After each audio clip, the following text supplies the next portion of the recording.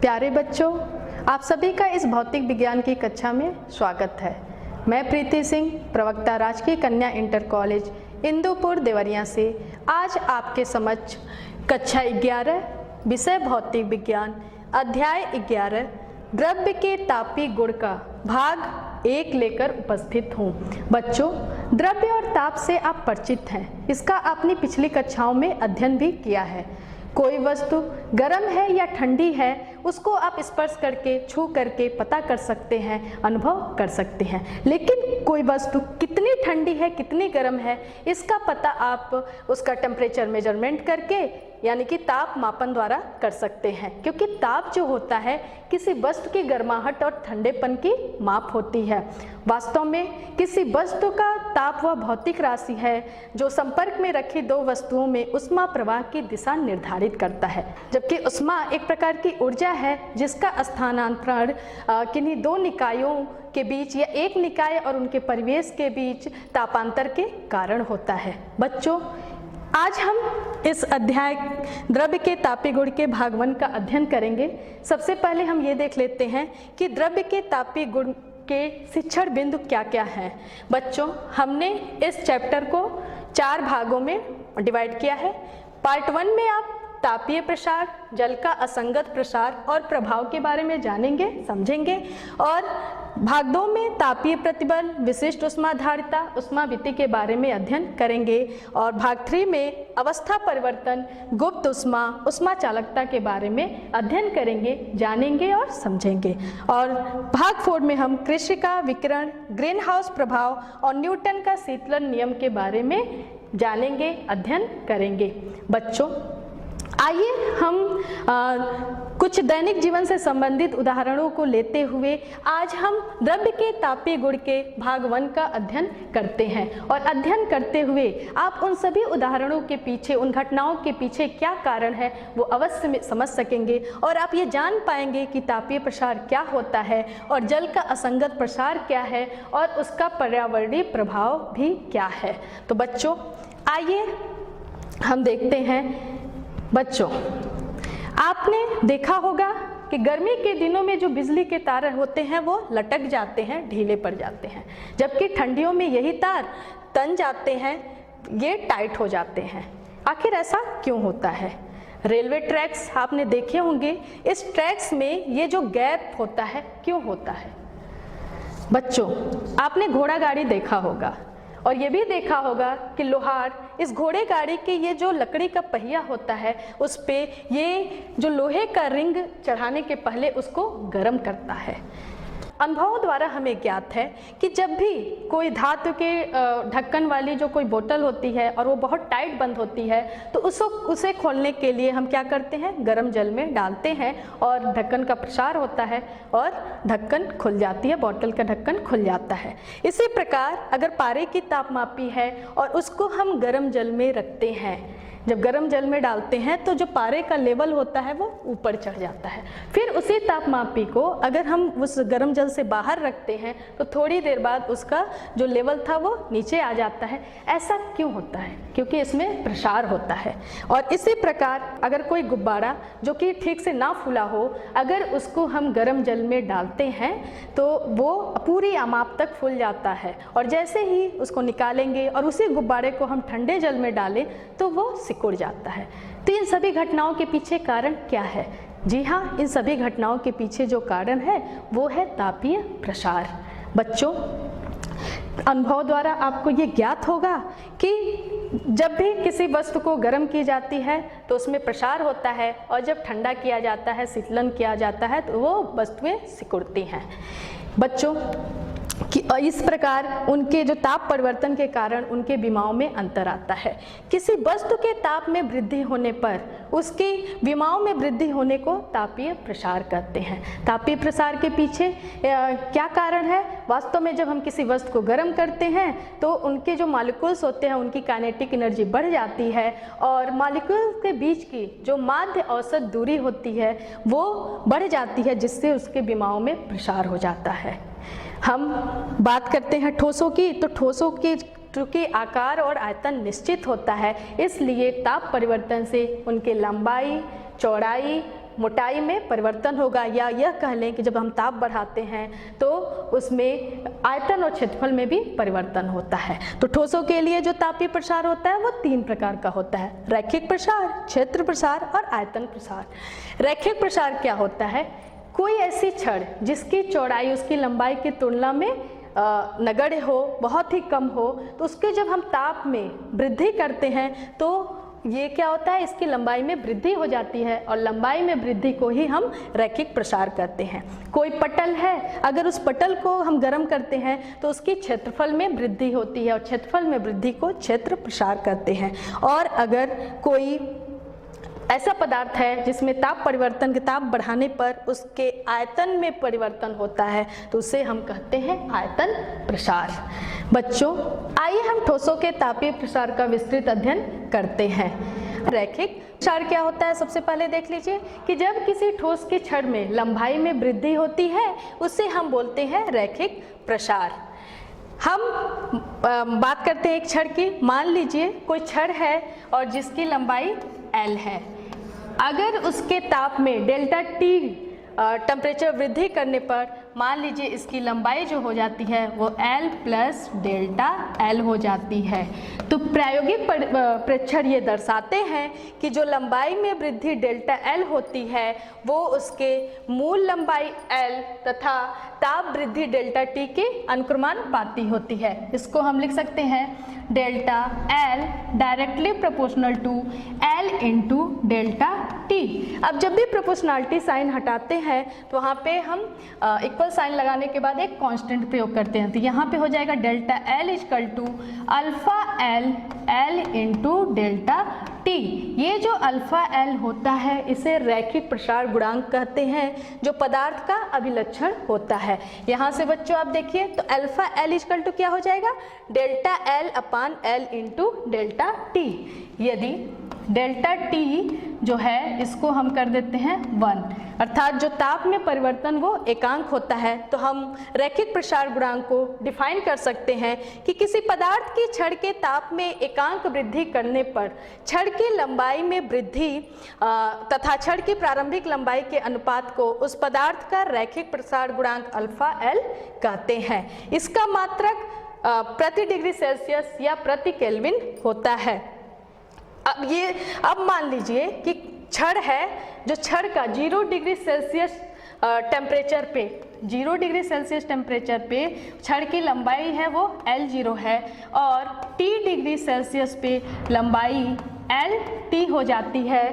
तो हम लिख सकते हैं LT equal to L0 plus delta L। यहाँ पे डेल्टा L जो लंबाई में वृद्धि हुई तो T डिग्री सेल्सियस टेम्परेचर पे इसकी लंबाई होगी, तो मूल लंबाई L0 है और प्लस डेल्टा L। यहाँ से हम लिख सकते हैं L0 और प्लस डेल्टा L क्या हो जाएगा, यहाँ पे डेल्टा L की जगह यहाँ से देखिए हम लिख सकते हैं कि अल्फा L L0 और डेल्टा T। बच्चों यहाँ पे L0 प्लस अल्फा L फिर L0 जो हो जाएगा, और डेल्टा टेम्परेचर में वृद्धि क्या है, चूंकि छड़ का ताप 0 डिग्री सेल्सियस से T डिग्री सेल्सियस किया जा रहा है इसलिए हो जाएगा T माइनस 0। और यहाँ से हम लिख सकते हैं LT इक्वल टू हो जाएगा L0 plus alpha L L0T। और यहाँ से आप देखेंगे हो जाएगा LT इक्वल टू ये हो जाएगा L0 1 प्लस अल्फा LT। ये किसी T ताप पे जो छड़ की लंबाई क्या होगी उसके लिए इक्वेशन है। तो बच्चों आइए देखिए यहाँ पे ये कुछ पदार्थों के लिए रैखिक प्रसार गुणांक के मान दिए गए हैं। इसमें आप देख सकते हैं एल्युमिनियम के लिए 2.5 इंटू 10⁻⁵ प्रति केल्विन है। इसी प्रकार पीतल, लोहा, तांबा, चांदी, सोना, कांच के लिए यहाँ पे रैखिक प्रसार गुणांक के मान दिए गए हैं। आप देखेंगे कि जो ये धातुओं हैं एल्युमिनियम और ये सब पीतल, लोहा, तांबा, चांदी, सोना, वो कांच और लेड के कंपैरिजन में उसका रैखिक प्रसार गुणांक अधिक है। हम कह सकते हैं कि इसमें प्रसार ज़्यादा होता है। बच्चों आइए हम क्षेत्र प्रसार के बारे में जानते हैं। जब किसी पटल के क्षेत्रफल में परिवर्तन होता है तो हम बोलते हैं कि वो उसमें क्षेत्र प्रसार हो रहा है। मान लीजिए किसी जो पटल है उसका प्रारंभिक क्षेत्रफल A है और इसके ताप में डेल्टा T टेम्परेचर में वृद्धि करने पर इसका जो क्षेत्रफल हो जाता है वो A प्लस डेल्टा A होता है।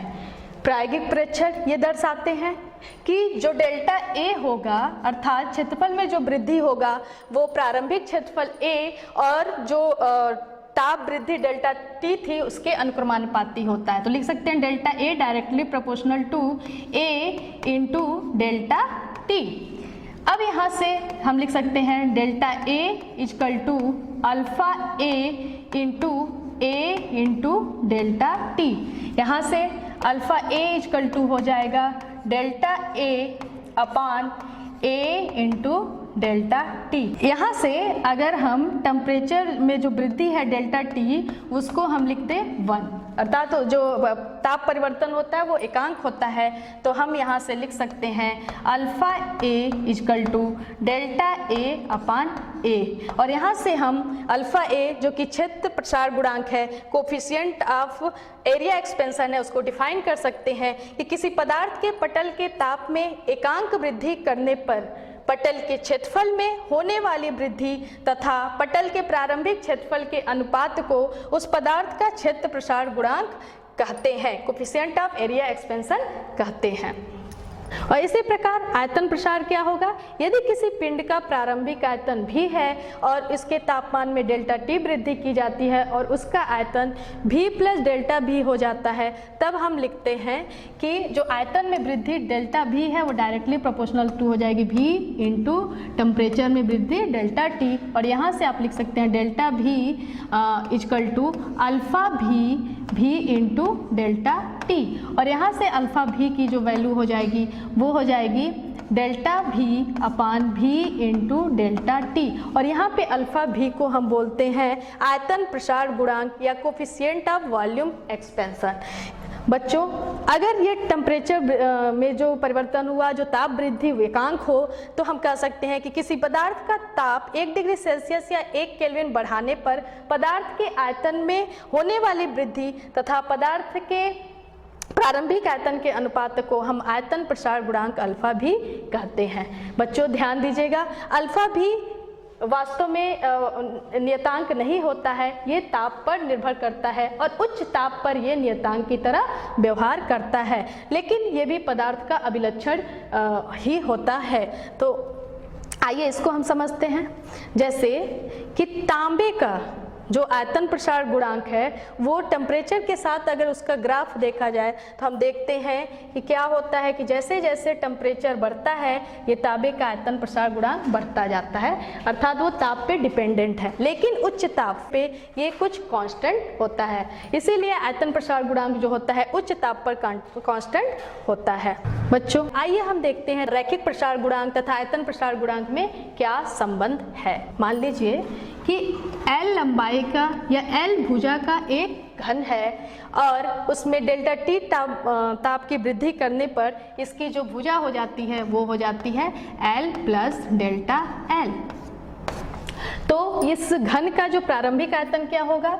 वो होगा V equal to L cube. ये क्वेश्चन नंबर 1।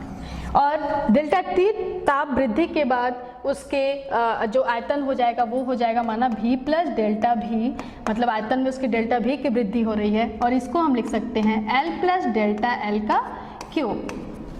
अब आयतन में वृद्धि कितनी हुई? वो होगी डेल्टा V और इसको लिख सकते हैं V plus delta V minus V, और इसको हम लिखेंगे तो ये हो जाएगा L प्लस डेल्टा L का क्यूब, और ये हो जाएगा V की जगह हम इक्वेशन 1 से लिखें तो ये हो जाएगा L क्यूब। बच्चों, आप A प्लस B का क्यूब जानते हैं। A प्लस B का जो क्यूब होता है वो होता है A cube plus B cube plus 3AB square plus 3A square B. यहाँ से हम L प्लस डेल्टा L का होल क्यूब लिख सकते हैं, L cube plus delta L cube plus 3L delta L square plus 3 delta L into L square, और ये हो जाएगा माइनस L क्यूब। अब आप देखिए यहाँ पे प्लस L क्यूब है, ये माइनस L क्यूब है, ये हो जाएगा कैंसिल। बच्चों यहाँ से देखिए ये L क्यूब और डेल्टा L स्क्वायर नेग्लिजिबल होगा, क्योंकि डेल्टा L जो वृद्धि होती है बहुत ही कम होती है, और उसका स्क्वायर जो होंगे और क्यूब होंगे वो और भी कम होंगे, तो उसको हम नेग्लेक्ट कर देते हैं। और यहाँ से लिखते हैं delta V equal to 3 delta L square. अब इसमें L बाई L का हम गुणा कर देते हैं, ये हो जाएगा delta V equal to 3 delta L square into L by L, और इसको हम लिख सकते हैं 3 डेल्टा L बाई L, और ये लिख सकते हैं L क्यूब। इक्वेशन 1 से देखिए L क्यूब क्या है, प्रारंभिक आयतन V, तो हम इसको लिख सकते हैं delta V equal to 3 delta L by L, और ये हो जाएगा इंटू V। बच्चों रैखिक प्रसार गुणांक से आपको पता है कि अल्फा L इक्वल टू होता है डेल्टा L अपान L इंटू डेल्टा T। यहाँ से आप लिख सकते हैं कि डेल्टा L बाई L होगा, वो होगा alpha L into delta T। अब इसकी वैल्यू हम alpha L into delta T इस इक्वेशन में हम पुट करते हैं। यहाँ पे हम वैल्यू पुट करेंगे तो ये हो जाएगा delta V equal to 3 alpha L into delta T और V। अब हम डेल्टा T और V को बाएं पक्ष में लाते हैं, तो ये हो जाएगा डेल्टा V अपान V इंटू डेल्टा T, और ये हो जाएगा 3 अल्फा L।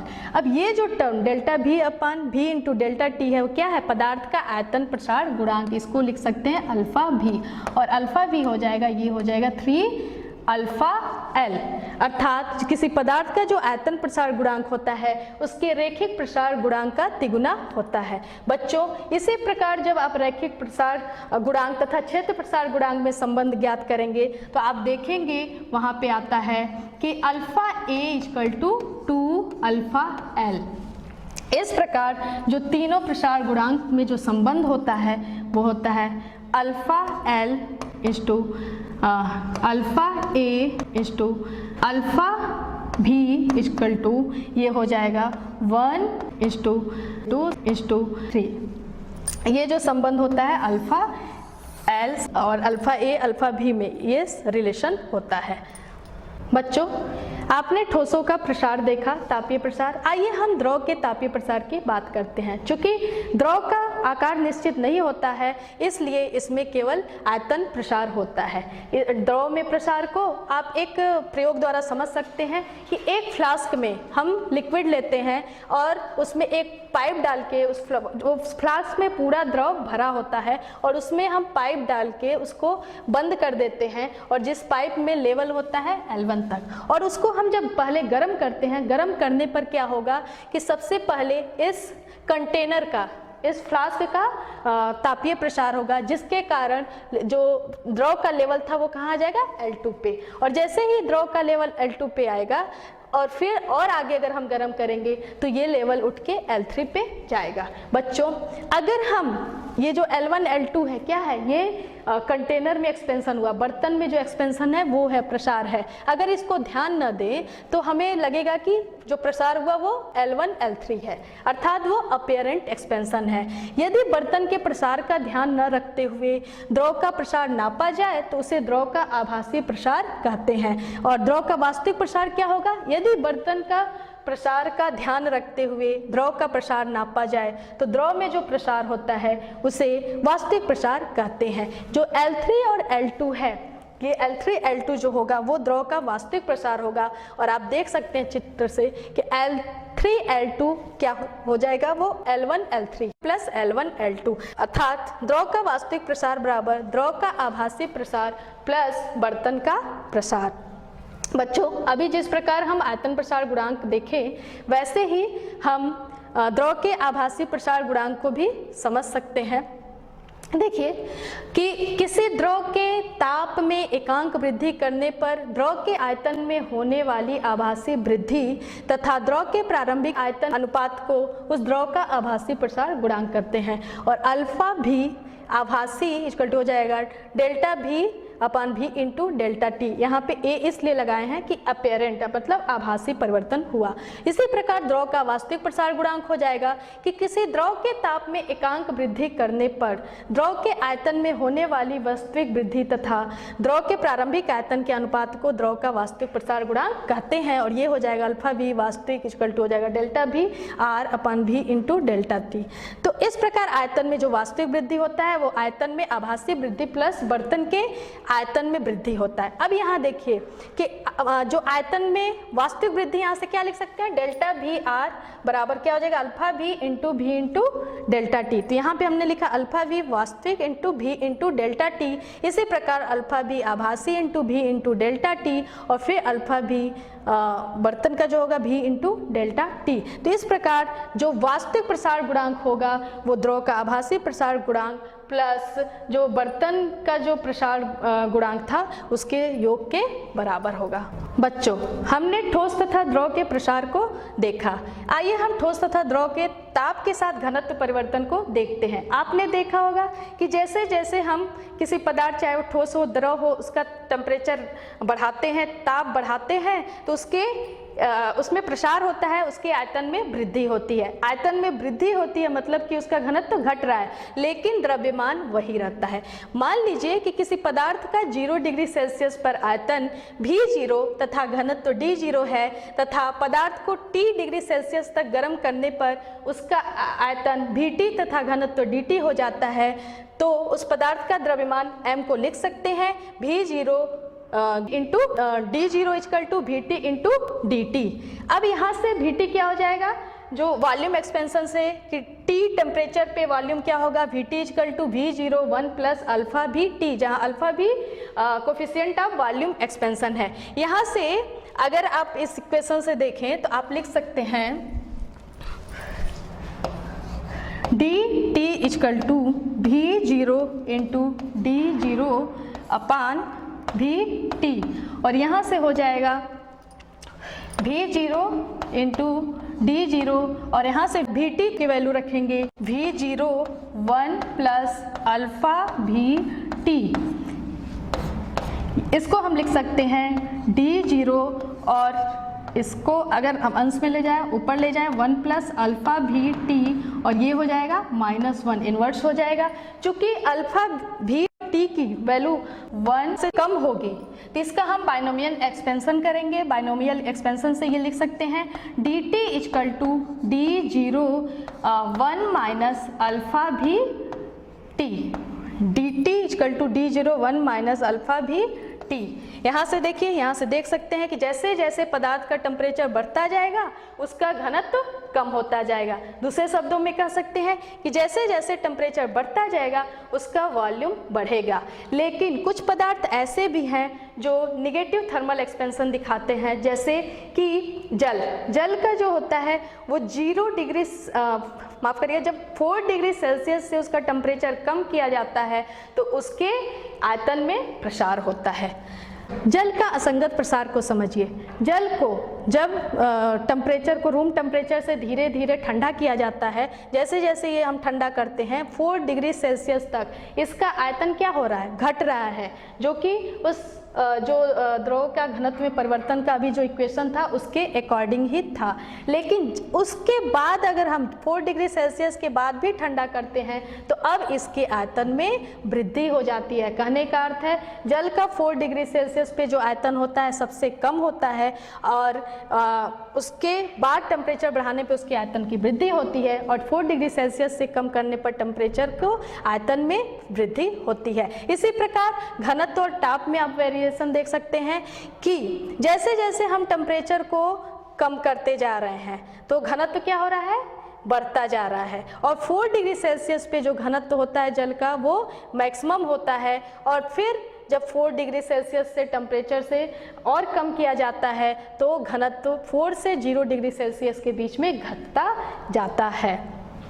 बच्चों, जल के असंगत प्रसार का कुछ महत्वपूर्ण पर्यावरणीय प्रभाव है। ठंडे देशों में तालाबों के जम जाने पर उनमें मछलियां जीवित रहती हैं। जब वातावरण का टेम्परेचर गिरता है तो जो तालाब के ऊपरी सतह का जल होता है वो अपने उष्मा का कुछ पार्ट वातावरण को देता है और वो ठंडा होता है, उसका घनत्व बढ़ जाता है और संघनित होकर वो नीचे आ जाता है और नीचे से जो उष्ण जल है वो ऊपर जाता है। फिर वो अपने भाग से कुछ उष्मा वातावरण को देता है और फिर वो संघनित होकर नीचे आता है और ये क्रिया तब तक चलती रहती है कि जब तक पूरे तालाब का जो टेम्परेचर समान ना हो जाए। जब पूरे तालाब का टेम्परेचर 4 डिग्री सेल्सियस हो जाता है और फिर ऊपर के सतह का जो पानी जो होता है वो अपना उष्मा अगर वातावरण को देता है तो अब इसका घनत्व कम होता है, क्योंकि 4 डिग्री सेल्सियस से नीचे जाने पर टेम्परेचर कम होने पर जल का घनत्व कम होता है और ये ऊपर ही रहता है और उससे कम होने पर 0 डिग्री सेल्सियस पे यहाँ पे बर्फ जम जाता है और जिससे कि इसके नीचे के जो अभी भी जो द्रव अवस्था में ही जल रहता है, चूँकि ये आइस लेयर होता है, ये बर्फ जम जाता है, बर्फ उष्मा का कुचालक होता है तो अभी भी नीचे उसके द्रव रहता है और उसमें जलीय जीवन बना रहता है, मछलियाँ, कछुए आदि जीवित रहते हैं। इसी प्रकार जाड़ों में पहाड़ी चट्टानें स्वयं फट जाती हैं और अत्यधिक ठंड में जल ले जाने वाले नल फट जाते हैं। क्योंकि पहाड़ी चट्टानों में जो दरार होती है, छिद्र होते हैं, उसमें पानी रहता है और जब ज़्यादा कोल्ड होता है, ठंड पड़ती है, बर्फ जमता है, आयतन बढ़ जाता है, चट्टानें फट जाती हैं। अत्यधिक ठंड में जल ले जाने वाले जो नल होते हैं वो सिकुड़ जाते हैं और जो जल का आयतन बढ़ जाता है, इसलिए जल ले जाने वाले नल फट जाते हैं और पौधों के अंदर जल जम जाने पर उनकी नसें फट जाती हैं। यहाँ पे देखिए कुछ पदार्थों के लिए आयतन प्रसार गुणांकों के मान है।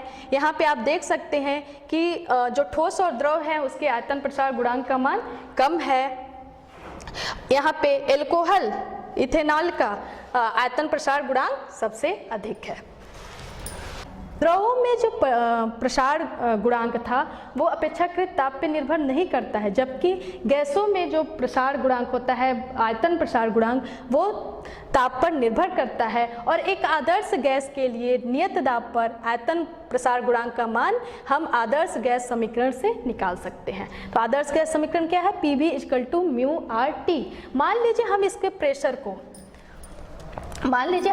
को नियत रखते हैं, P को हम कांस्टेंट रखें और उसमें डेल्टा T टेम्परेचर बढ़ाएं, डेल्टा T टेम्परेचर की वृद्धि करें तो उसके आयतन में वृद्धि हो जाती है डेल्टा V। हम लिख सकते हैं P × V plus delta V = μR bracket में T प्लस डेल्टा T और यहाँ से हम लिख सकते हैं PV plus P × delta V = μRT plus μR × delta T। अब इक्वेशन से देखिए PV = μRT, तो ये जो PV और μRT बराबर होंगे, ये कैंसिल हो जाएंगे और यहाँ से मिलेगा P × delta V = μR × delta T।